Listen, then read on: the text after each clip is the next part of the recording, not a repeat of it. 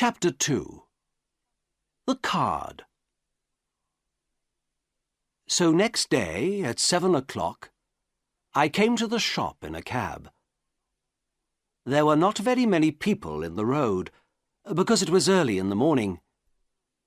In November, it is dark at 7 o'clock in the morning, and I could not see the shop very well. I waited 5 minutes. A postman walked past. Then the door of the shop opened, and the creature, Merrick, came out. I could not see his face or his body.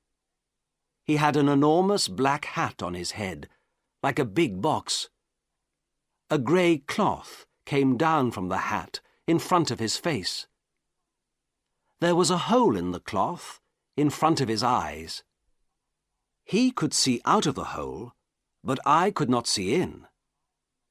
He wore a long black coat, too.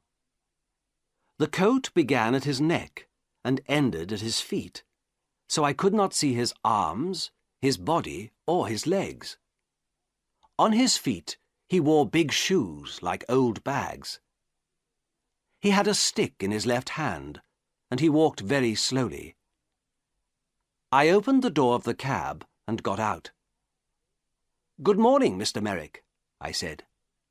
"Can you get in?" "Help my upper steps," he said.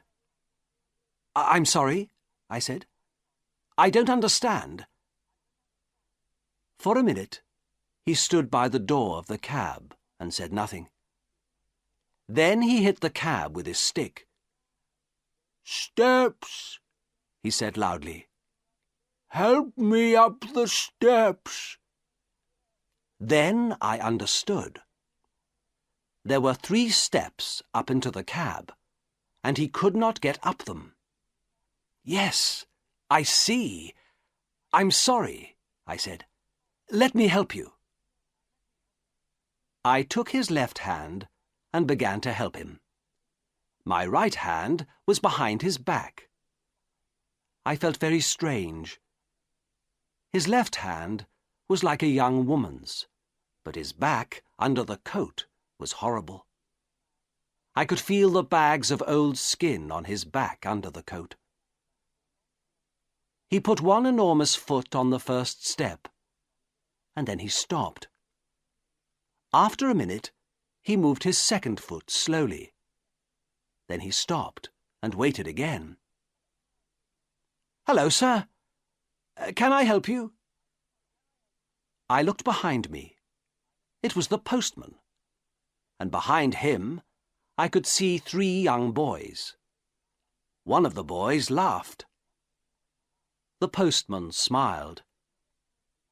"Is the gentleman ill?" he asked. I thought quickly. "Yes, but this is a lady, not a gentleman. I'm a doctor, and she's ill. Take her hand so I can help her better." The postman took Merrick's left hand, and I helped him with 2 hands from behind. Slowly, very slowly, Merrick went up the steps and into the cab. One boy was very near the cab. He called to his friends. "Come and see this, boys! A fat lady in a black coat! And look at that enormous hat!" The boys laughed. They were very near the cab too now. I closed the door quickly.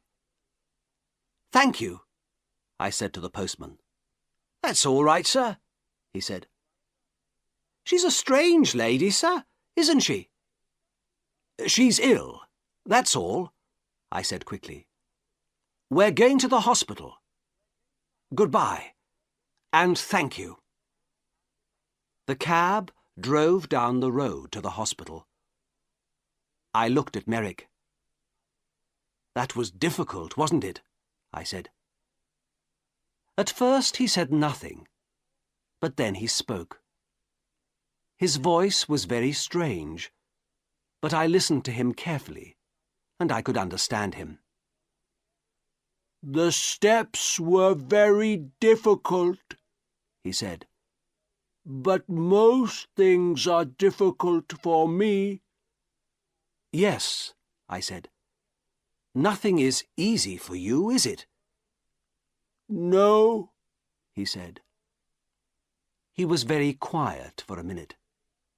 Then he said, Who are you, sir? Who am I? Oh, I'm sorry. My name is Dr. Treves. Here, this is my card. I gave him a card with my name on. Then I thought, that was no good. This man can't read. But Merrick took the card and looked at it very carefully. Then he put it in his trousers pocket. I did not talk to him very much at the hospital. I looked at his head and arms and legs and body very carefully. Then I wrote the important things about him in a little book. A nurse helped me. Merrick looked at her sometimes, but she did not smile at him or talk to him. I think she was afraid of him. I think Merrick was afraid too, because he was very quiet. At 4 o'clock, I took him back to the shop in a cab. The next day, I looked in the shop window again, but the picture was not there.